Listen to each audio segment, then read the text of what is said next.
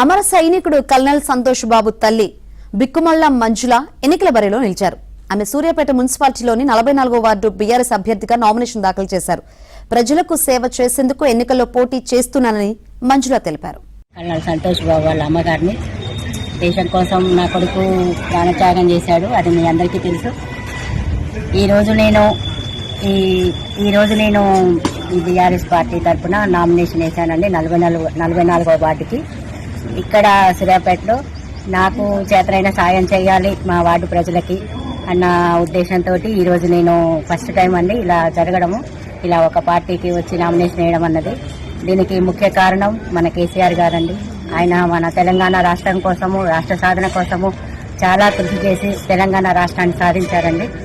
ఆ తర్వాత ఇక్కడున్న జగదీశ్వర్ రెడ్డి గారు కూడా గత 10 ఏళ్ల కాలంలో చాలా అభివృద్ధి పనులు చేశారండి. సూర్యాపేట అభివృద్ధి జరగడానికి అసలు నేను ఈ ఊరు సూర్యాపేట వచ్చిన కొత్తలో ఉన్న సూర్యాపేటకి తర్వాత మన జగదీశ్వర్ రెడ్డి గారి పాలనలో అసలు చాలా మార్పులు వచ్చాయండి. అసలు చాలా ఆశ్చర్యపోయాను ఎంత అభివృద్ధి చెందింది సూర్యాపేట. రోడ్డు విషయమే కానివ్వండి, ఒక